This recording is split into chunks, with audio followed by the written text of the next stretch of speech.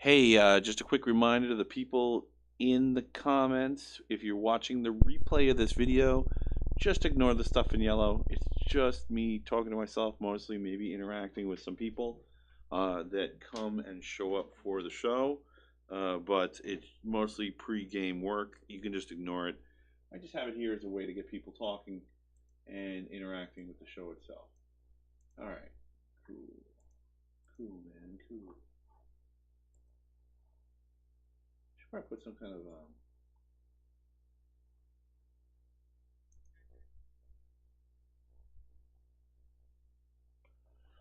getting random Facebook things, man. Dude, why? Dude, why?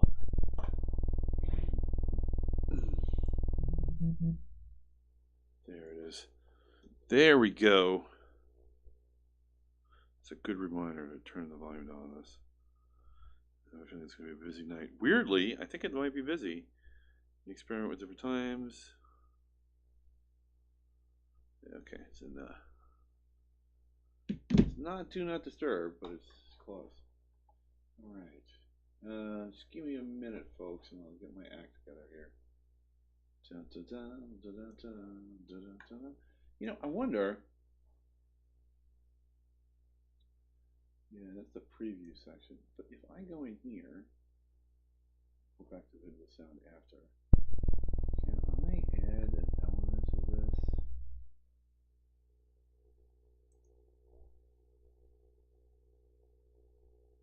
Add text. Is there a possibility to just add plain text to this? Yeah. Oh yeah, there is.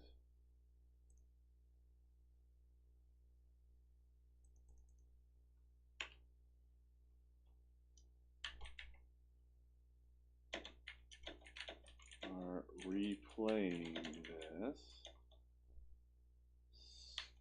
Skip past.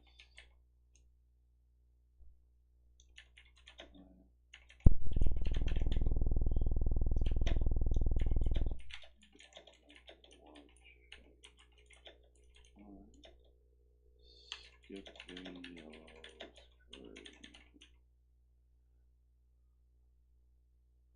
No idea. Okay.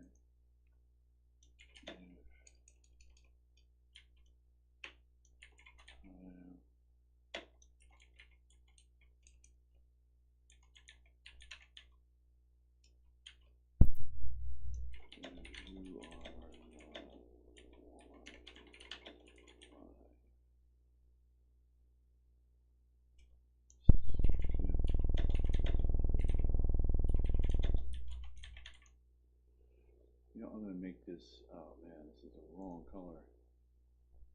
Black.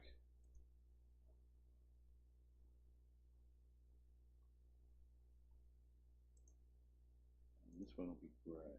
All right.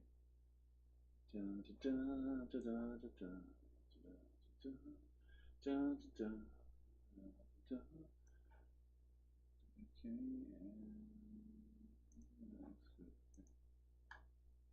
okay, now this font is ridiculous. This is the size.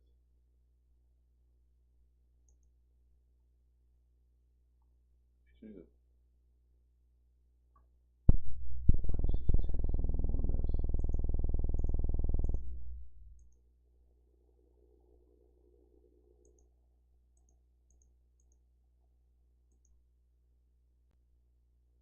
That's very, very tiny. How about 22? Okay. Still very, very tiny. How about 48? Select font 72. Okay.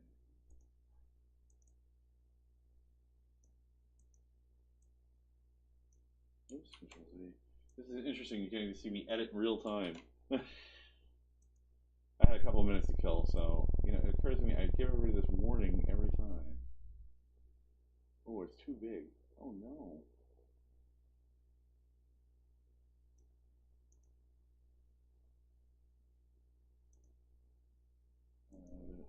Oh, cool. You can edit. Nice. That's about. I'm probably like playing with fire here. Okay. Oh yeah, that's the right side. Okay, so now there's a warning for everybody. How's that? I hope that's useful to you. Let me know in the comments if you're watching this and you're time shifting it. All right, so I'm gonna get started. It's that time. It is 22:59 on the 14th. So that's when I said I was gonna go live. So I'm gonna actually go live now, not just for giggles. All right. Hello and welcome to the Technocrat Live. I'm your host, Matthew Newhall, and thanks so much for joining me at this late hour. I know it's really late, but it's the holidays. It's been crazy, and the show must go on. I didn't want to skip another show. I want to keep this going. In fact, I wanted to talk a little bit about that kind of thing. So, like I've mentioned repeatedly, this is an interview show. I will be getting back to interviews. I've just been a little bit busy. I just hit a couple of milestones in my life where I got some control back. And it occurs to me that trying to keep a tight schedule with this show is actually making things a little more difficult.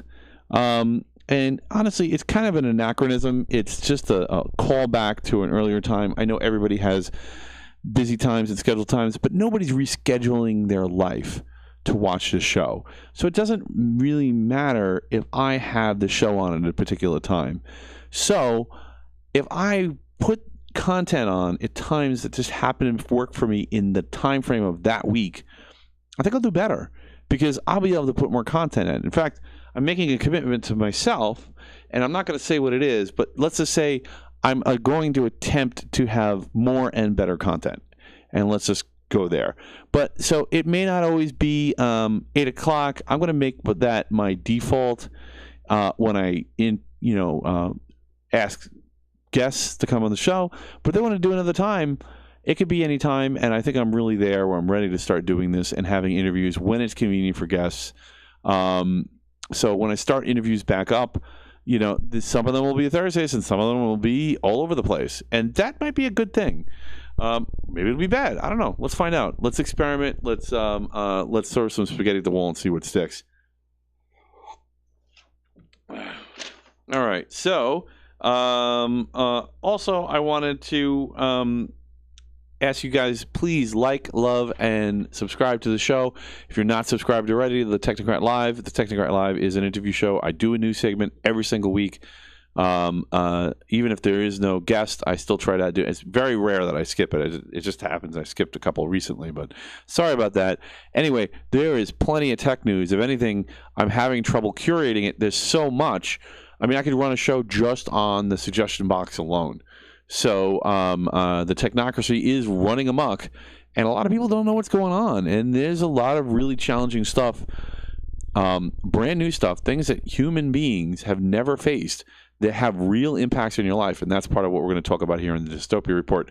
Anyway, if that doesn't make sense to you, or if you want to talk about that more, please go in the comments and ask questions. And, don't heckle, but, you can be a little tough. I'm all right with that. Yeah, so just make sure we're working here. Oh, yeah, we are. We totally are. I can tell if you heard me echo there for a second. Let's mute that whole thing. I just don't want to miss the comments if you guys are commenting. I don't want to tell you to comment and then miss them. That would be dumb. All right, so without further ado, let's get into the Dystopia report. Dun, dun, dun. So we have an enormous tech section this time, and tech government, and unfortunately no science. Please don't tune out. Actually, some of the tech is good news. So maybe that will make a difference in your life.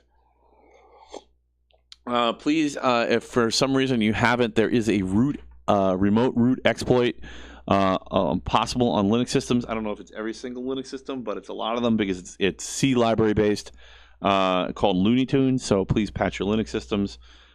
You've been warned. I'm not going to get into the details of that, but it was definitely, if you have large numbers of Linux systems and you haven't for some reason, now would be a good time. All right, so get this out of the way, the comments. I don't need to see that. I need to see this. There we go.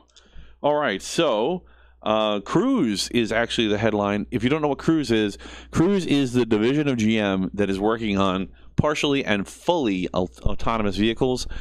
In particular, GM has a line of robo-taxis that have been picking up fares and moving people around inside of the bounds of San Francisco due to a few special laws that California passed specifically to make that a sane vetting process for self-driving cars. Well, I guess it wasn't totally insane because, yeah, there was a problem. A GM car, if you hadn't hear, last show I covered this part of it. A GM car actually dragged a pedestrian, and there was quite an outcry over it. And there started to be consequences, which included within a week grounding all of the robo-taxis from GM. Well, there's actually a lot more coming. And this is the kind of thing I was warning about. A lot of people were like, well, self-driving cars are technologically superior. And, you know, if somebody drags someone underneath the car, you know what happens? They lose their license and they stop driving. You know what? If a uniform piece of software that's used in every single car and has no culpability malfunctions and drags a person into the car, every single car gets grounded. The risk model is expanded to the entire software base. This is what I was trying to warn people about with self-driving cars. They're like, they're superior, they're going to be better. I'm like, they can't just be superior. They have to be vastly superior, and they're not. They still have accidents, and they still make mistakes, and they still don't know how to react to unexpected and sudden situations, like a person being hit by another car and being thrown under this one.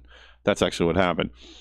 Well, I mean, you know, I actually tried to look up some video on it, and it turns out you can't see the video because even though GM is required to produce, Cruise is required to produce, and GM's got a majority stake, the video footage from the entire accident, they have not produced video footage from the dragging part. I have no idea why, but it looks like GM sees this as much of a problem as you might when you hear this right now. So they started an internal probe. They laid off, and these are separate stories, they laid off 9 executives, and they're laying off 24% of their staff. So this is the 4,000-person company, separate company in GM that was going to do just self-driving cars, has laid off 24% of their staff. Wow, just holy cow. I think it was like 800 people or something like that. And there was a leaked severance letter. That was part of how we know that. I don't know exactly how leaky it was. It was something where there was no NDA and someone just shared it, or if they were breaking company rules. The interesting thing about this is even though they're firing executives and they can a quarter of the company, they still are claiming they're have continued plans on full autonomous vehicles. But I mean, you know, right now that's not its trajectory. Right now it's decelerating hard, so it's on the brakes.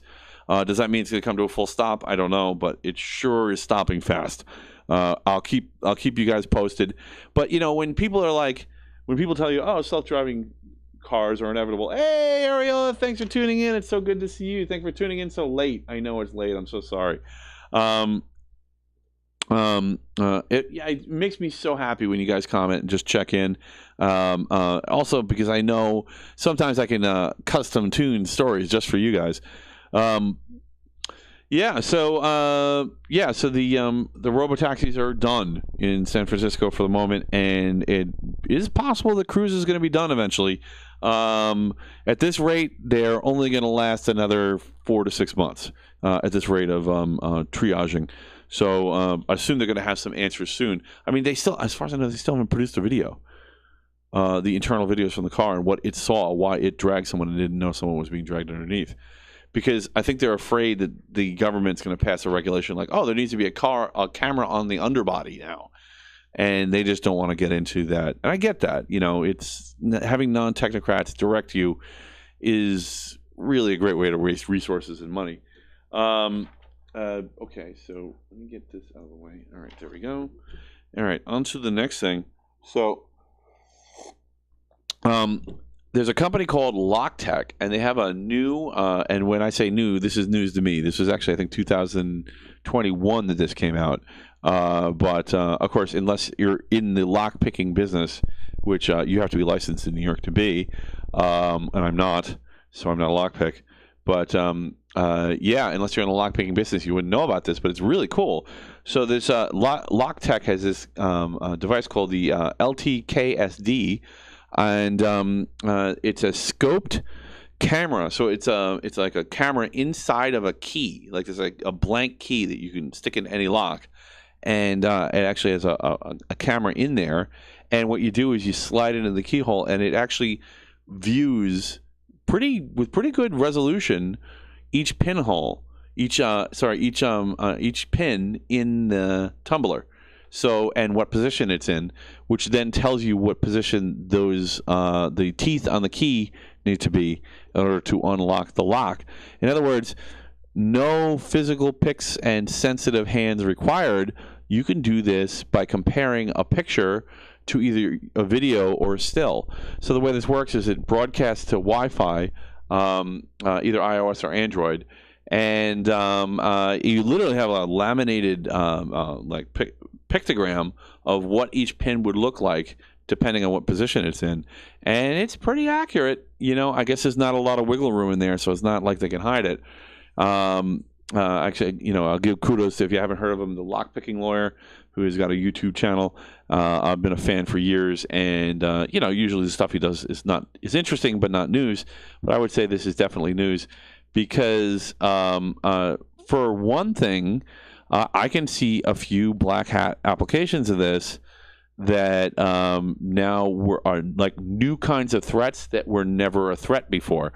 For example, unless you were some kind of mystical being like Sherlock Holmes, you're probably going to need to concentrate pretty hard to pick a lock, with pins, or to read a lock with pins and physical picks.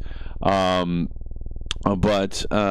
now you can actually get the correct pin out on the lock while not even facing it. What you can do is you could have an earpiece in, and you could have the camera key fob in your hand and just slowly sliding it into the lock and getting instructions on when to pull it out or push it in so you can get a better read on each pin.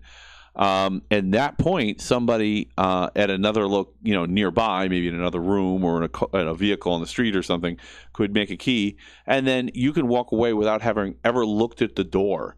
You're simply leaning on the door handle like you're just taking a rest, and someone else could come in and with an actual key and just turn it and let themselves in. So huge news. If you didn't know this is a thing, I kind of feel cool that I beat Hollywood to the punch here, and I didn't see it first in a movie. So yeah, kind of crazy, and this is pretty significant, especially in the spooky kind of world. Anything that requires physical security, which includes all computers, and since computers are in everything, it basically includes everything. Okay, so interesting. Polish hackers have managed to unbrick a train in Poland. So there's a local railway. I assume they mean like our equivalent of a county level. I don't know what the Poles call it. But yeah, so they have a train that seems to have been bricked.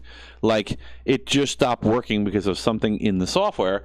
And it was largely suspected that it was the manufacturer, in this case the NEWAG or NEWAG, which I don't know how that's pronounced in Polish, but it's in English it's NEWAG, NEWAG, whatever. Who cares? But they have strict DRM style. DRM or DMCA style restrictions on their code.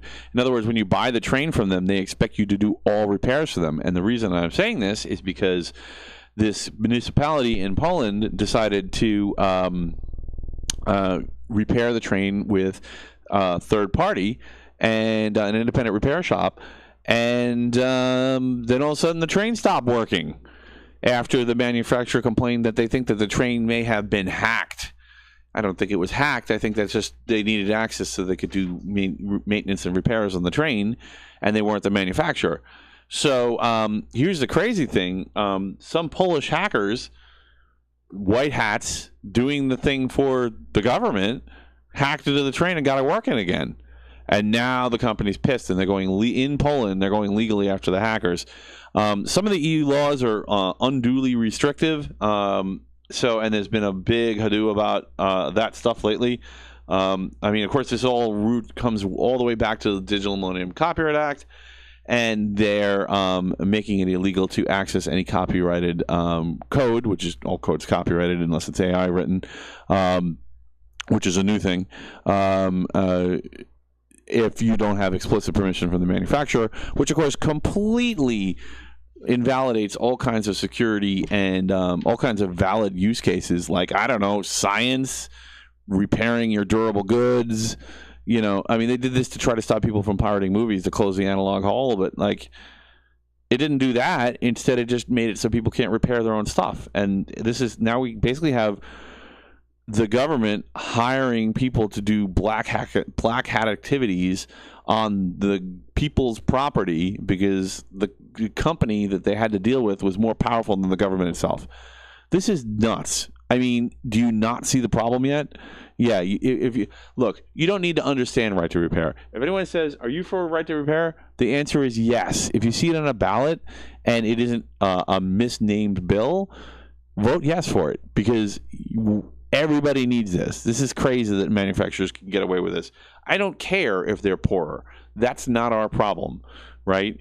If you guys have to make less fancy technology, maybe make some less whiz-bang features in the latest train and the latest plane, fine. Maybe that stuff wasn't that important. If it's so heavily leveraged against efficient cost analysis and cost benefit to doing your own repairs, it's probably not worth it. It's all right. Anyway, so you get the picture.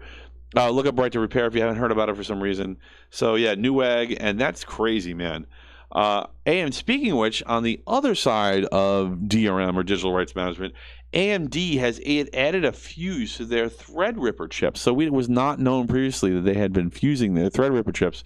If you overclock them, it blows the fuse like it's a one-time shot. It changes something in the chip. It says this chip has been overclocked at least once, and it never goes back.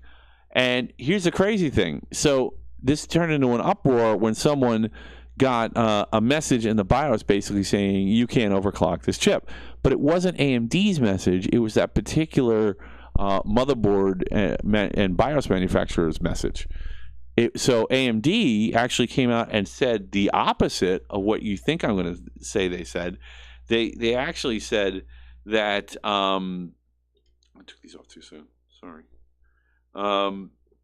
They actually said that blowing this fuse will not void your warranty. So AMD has been advertising overclocking compatibility and features in their chips for some time. And yeah, people were rightly like, what the hell, man? You're telling us we can overclock it, and then you're putting a fuse in there so to catch us voiding our warranty. And they said, no, it's not explicitly for that purpose. They just want to know what's going on with it. They want to know if that particular chip was overclocked. And I mean, I think that's valid. If they're going to just do it for diagnosis and they're not going to use it, of course, the risk is that they're going to change their policy later, and because the fuses are there. But also the part of the news story here is that we didn't know the fuses were there. And so one of the questions that this immediately begs is Intel doing the same thing to their chips? Is there a hidden fuse in there so that when you overclock an Intel chip, now Intel knows. So, or for any chip that would be interesting to overclock, where CPU cycles, where basically a machine isn't built for a specific purpose but is a general purpose machine, there's usually some sort of incentive to overclock. Maybe it's not worth it, but wow. Okay, so really interesting. And of course, overclocking isn't inherently bad. Overclocking is based on the idea of a certain amount of airflow per spec in the case, and a certain amount of airflow, usually from just a plain old fan, and a certain kind of heatsink with a certain amount of metal and a certain amount of surface area on the CPU. But you can change those parameters. You can add additional case fans. You can make a bigger case. You can add in water cooling. There's all kinds of things that you can do. You could submerge. There are people who have built submerged computers where the entire computer is in a non-conductive solution that's constantly being cycled in and out. which is a great way to remove a huge amount of heat. So you may be able to overclock at numbers that they didn't even imagine, and it isn't even vaguely harmful. It depends if you know what you're doing or not. It depends if you're a technocrat or not. And it's really cool to see AMD acknowledge that and say, hey, if you're a technocrat, we're not enemies. We want you to choose our chip. So good for you guys, and I want to see more manufacturers actually have some faith in the customers. Trust, but verify. Yeah.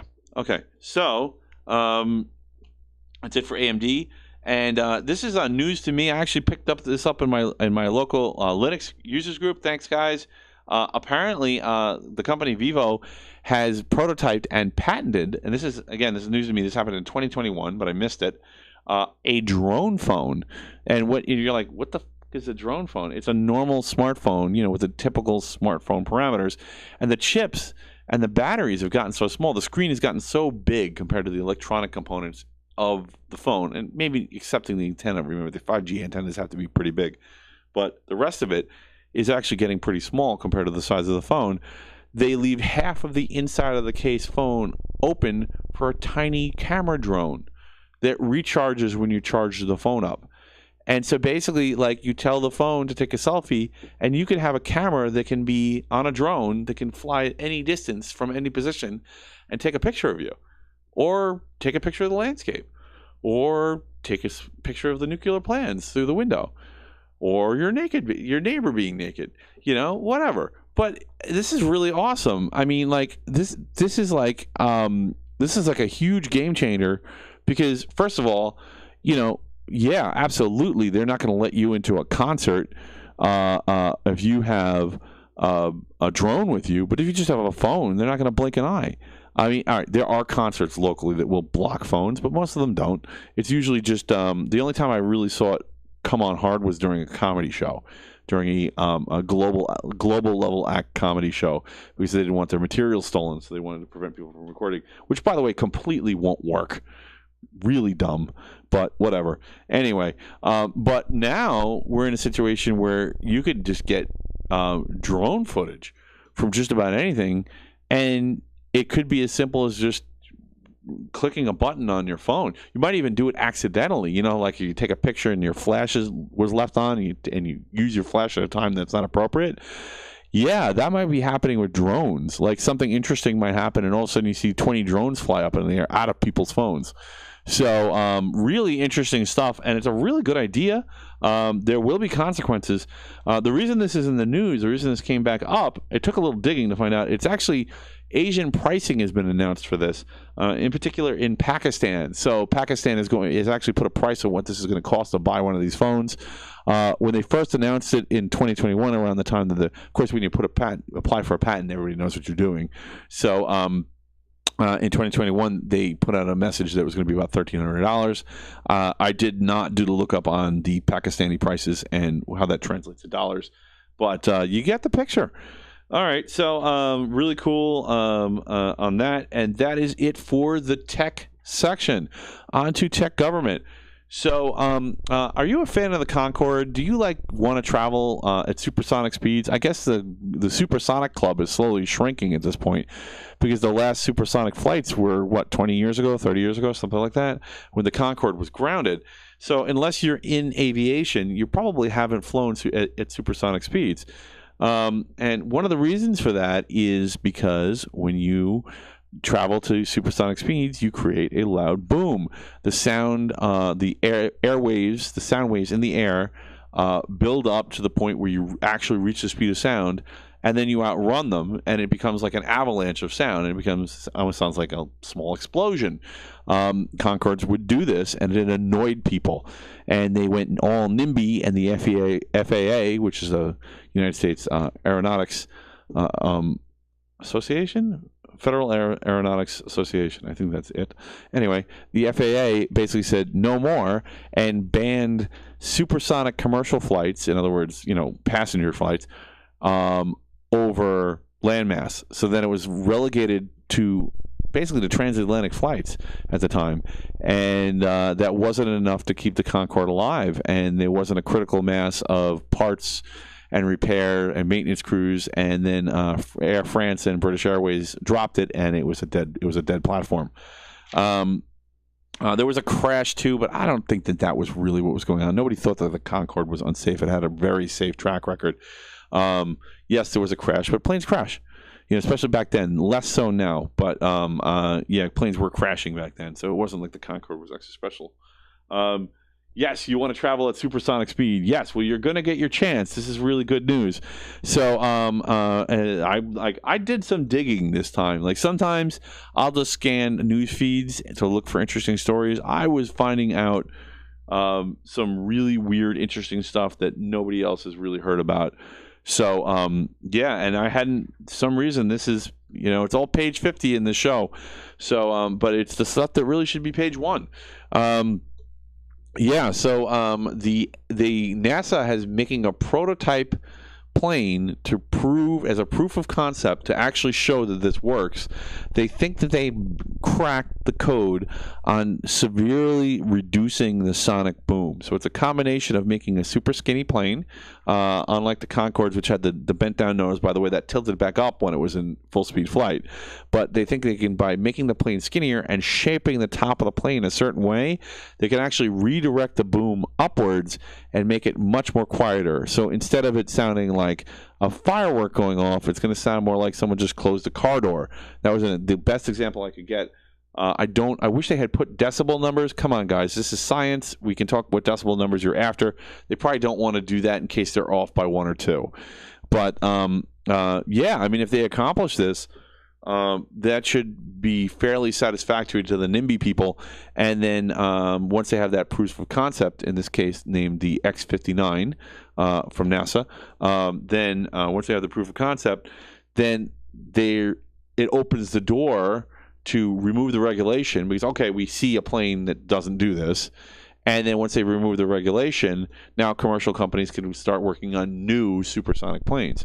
And the interesting thing here is there's a company called Boom that is indeed taking orders for commercial supersonics. 3 of the major airlines have already put in orders with Boom. So they think that this is in the bag for them to, I mean, it might be $1, you know, I don't know what the investment is, but Boom is taking orders. So here's the crazy thing. My timing was really good. The first flight for the X-59 is in January. So in a month, we're going to see if this thing works. Anyway, so really excited about that. I kind of want to go supersonic at least once too. I think that would be really awesome. Just to put an example, if you don't know the numbers, let's say you were traveling from New York to London. Right now, the fastest flight you can get is 7 hours. If you were on a Concorde, it's 3.5. So and it looks like the speeds for at least NASA's plane are comparable to a Concorde. Who knows what the commercial ones will be? You know, I'm assuming they're not going to bypass Mach 2. That might be completely different aerodynamics. But you know, if they can get past Mach 1, cuts down flight times quite a bit. And now that Asia is a much richer market than it was when the Concorde closed down, there'll be additional ways to keep that market afloat. By the way, there was something I wanted to mention before. That's it for Tech Government, and that's it for Dystopia. But there was something I forgot to type it in here.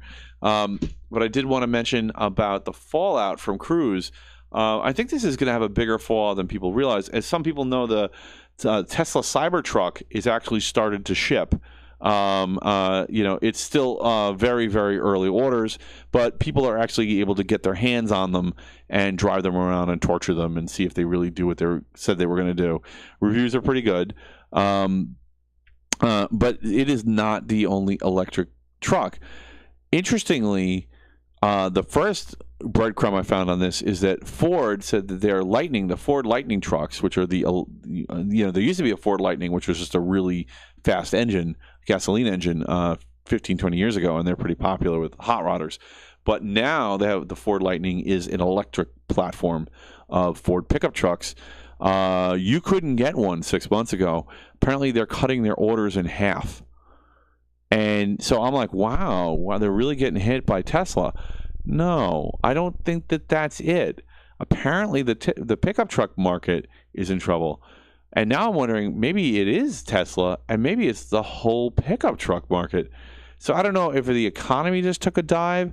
It doesn't look like that from some of the numbers. Yes, there's definitely trouble out there. But, yeah, Yeah, it doesn't look like that from some of the numbers, so I'm not really sure what's going on there. But apparently, yeah, there's sales are way down on all pickup trucks. So very interesting. I'm curious to see if this is just some kind of Tesla mania. I mean, the thing is, if you like its styling, if you like that DeLorean styling with the angular stainless steel, there's nothing like it. And in fact, if you like any kind of vehicle with that styling, there's nothing like it, and you should go for it. But I mean, if that's not your cup of tea, it's very divisive. You're not going to, if you want a more traditional looking car, you're not going to touch that thing. I mean, it does kind of look, on the one side it looks like something from space, on the other side it looks like something a child drew. So it depends on how you're either going to love the one and not care about the other, or vice versa. So it technologically, it looks amazing. They actually did accomplish a lot with it, and I mean, it's even bulletproof. You can't beat that, right? I mean, it's like the ultimate prepper truck. Everybody who's in the sticks. I mean, everyone laughs at preppers sometimes in the city, and I mean, I kind of see why, because like, you're surrounded by people and they're desperate and they're creative, and if they find out about you, they're going to be trying to rob you or take your stuff or interfere with your plans. But if you're out in the sticks, you kind of have to be a prepper every day, right? If the bridge between your remote ranch and the nearest town an hour away gets washed out, what do? You better have extra supplies. So like that kind of thing, having a technologically superior truck could be a game changer. So, having a truck that you don't need to go to town to get gasoline for, that you can charge off your solar panels, even if it takes a while, is probably pretty awesome. So, I'm really curious to see how this plays in the country. I mean, when I say the country, I mean out in the sticks. So, which is, by the way, most of the United States. If you've ever traveled across most of the United States, it's very empty. Being in New York City is very deceptive. We seem awfully busy and cramped here, but it's just we're in a tiny island, or a series of tiny islands, and most of the rest of the United States is just open plains and fields and forests. So, more akin to the people who would actually be able to use all those technological features. Very curious if you guys think that this is an economic downturn, or if this is a people turning their backs on pickup trucks because of fuel prices or whatnot. Keep me posted. And thank you so much for tuning in. That does it for Dystopia Report. Please like, love, share, comment. I have a few interviews. People are chomping at the bit. I've got like 5 different people saying, please interview me. And I'm like, I'm just not ready, but I think I'm ready. I'm even stocking up on the booze, so I'm ready. If we need to get lubed, we can get lubed. And got the coffee maker. Rocking the coffee maker. Look at some of the old thumbnails if you want to see how the studio is looking lately. Probably be new photos in the next thumb too. We'll see, but hopefully. And thanks so much for tuning in. I love you all. I'll see you next week at the latest. Keep an eye on www.thetechnocratlive.com, and I'll see you later. Choose wisely. Choose to share. Good night, everyone.